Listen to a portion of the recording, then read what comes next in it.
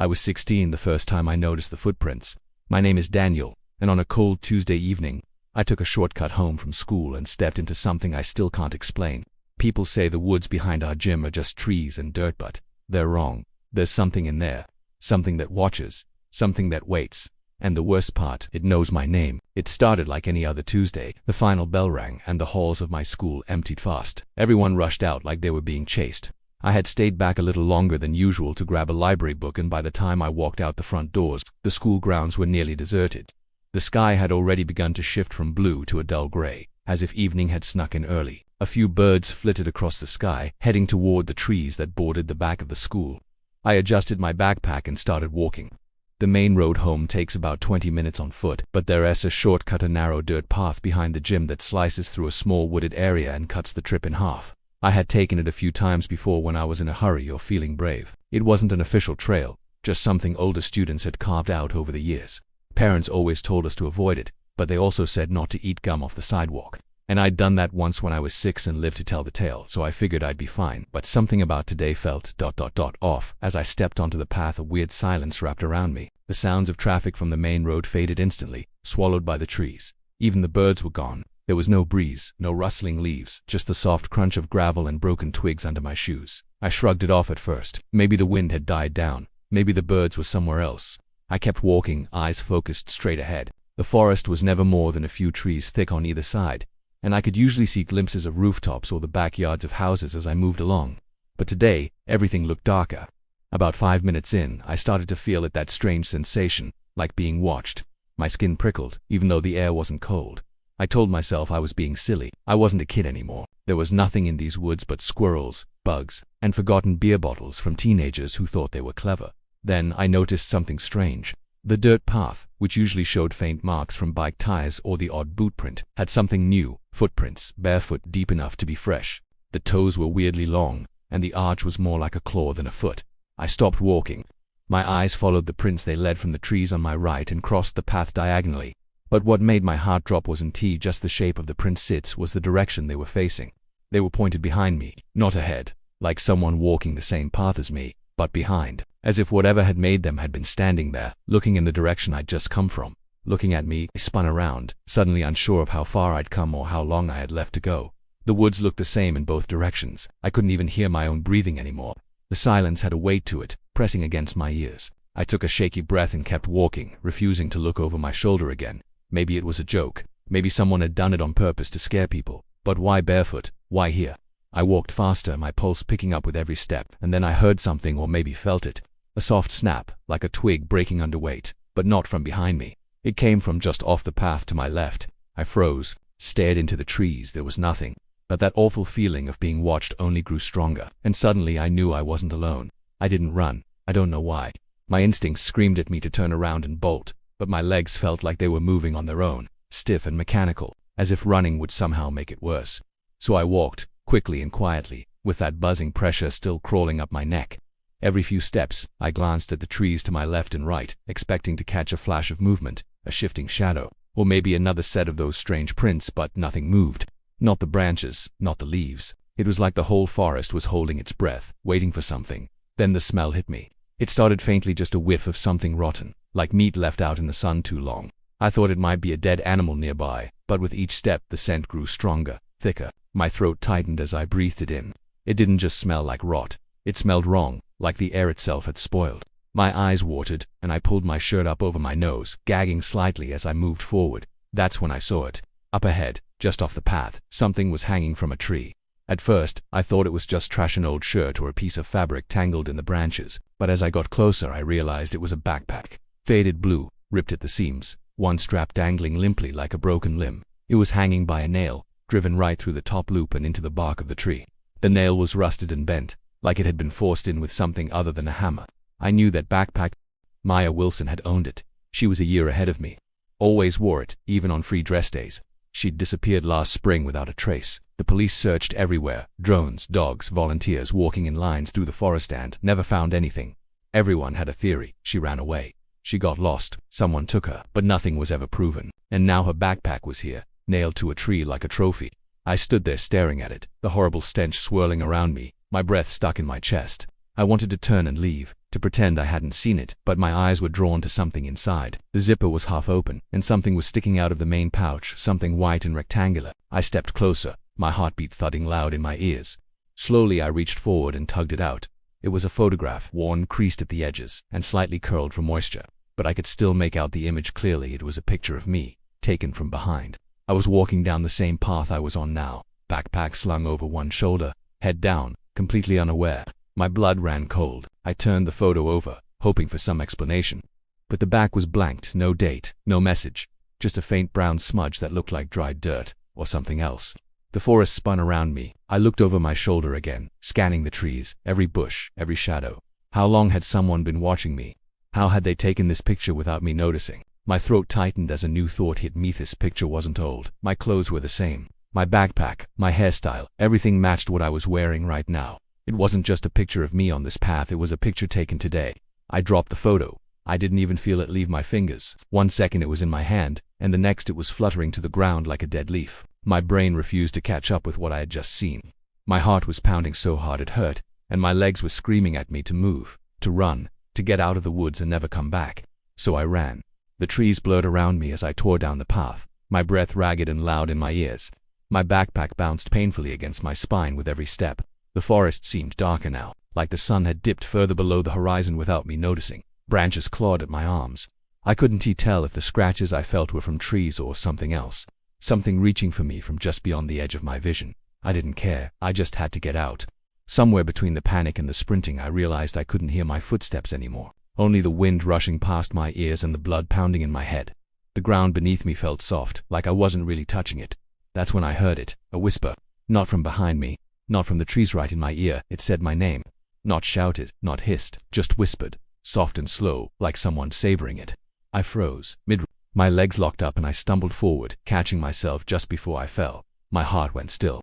The whisper hadn't echoed. It wasn't distant. It was right next to me, like someone had leaned in so close that their breath should brushed my skin, but there was no one there.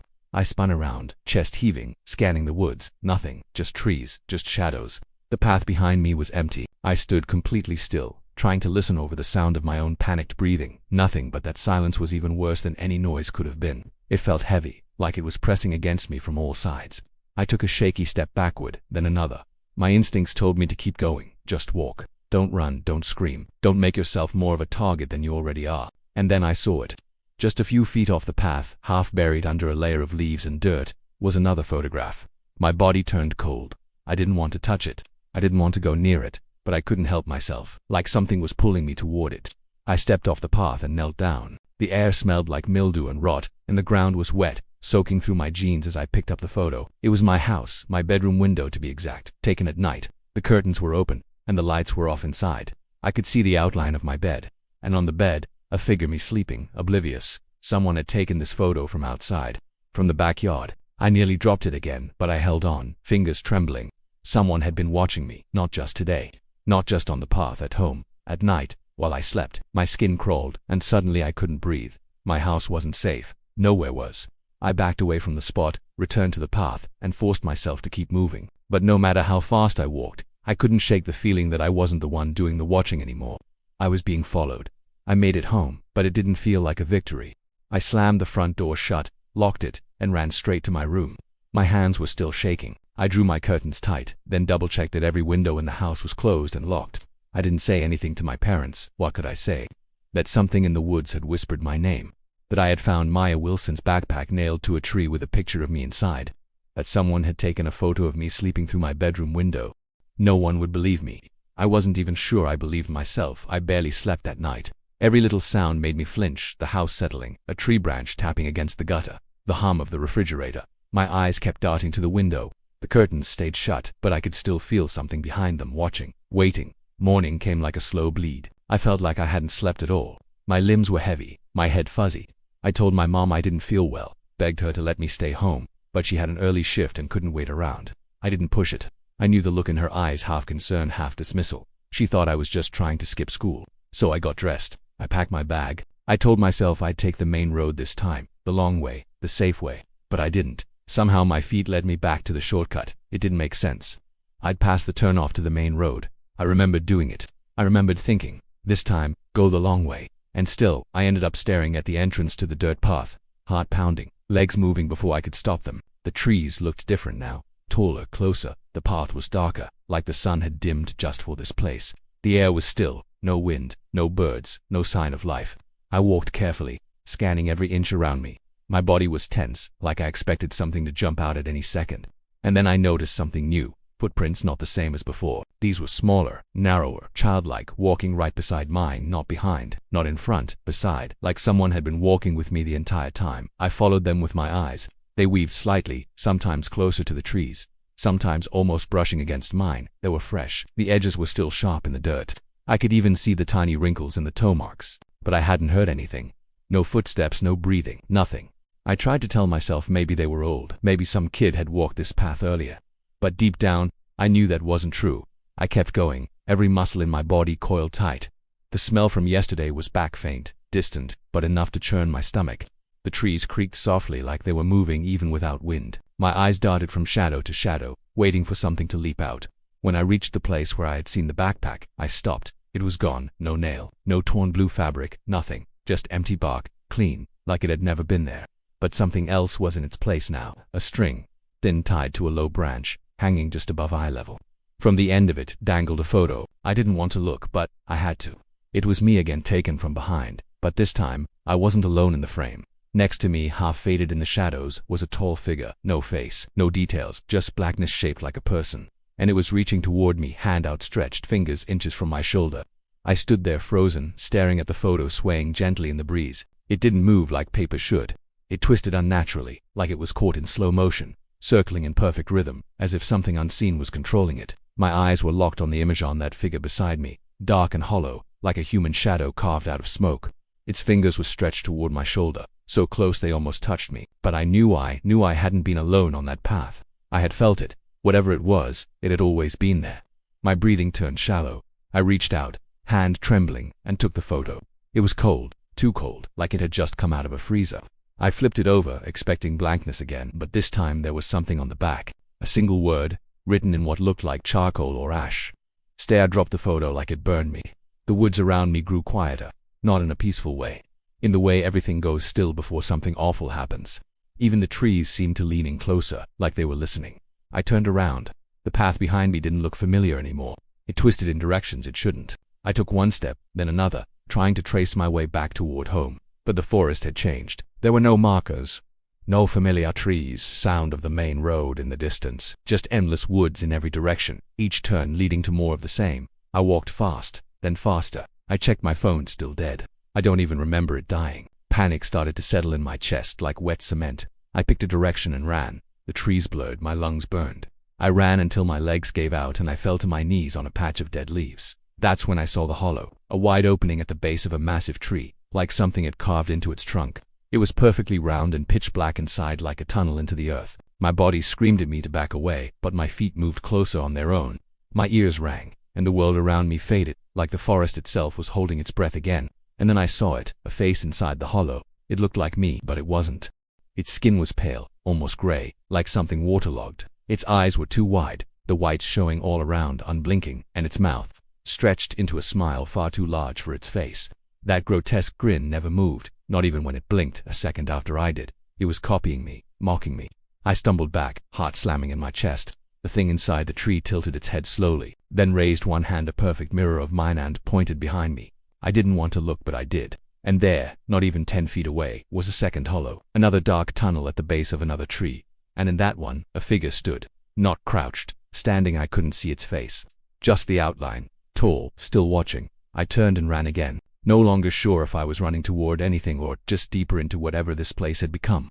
And then, just like that, I stumbled out of the woods. I was on my street. The sky had darkened into twilight. My house stood exactly where it should be. Everything looked normal, but nothing felt normal. I walked inside, locked the door, and ran to my room. My curtains were still drawn tight. Everything looked untouched, except my bed. There was a photo lying on the pillow. It was of my house, taken from the woods. And in the top corner, written in faint, smudged letters, "You made it out." But something followed.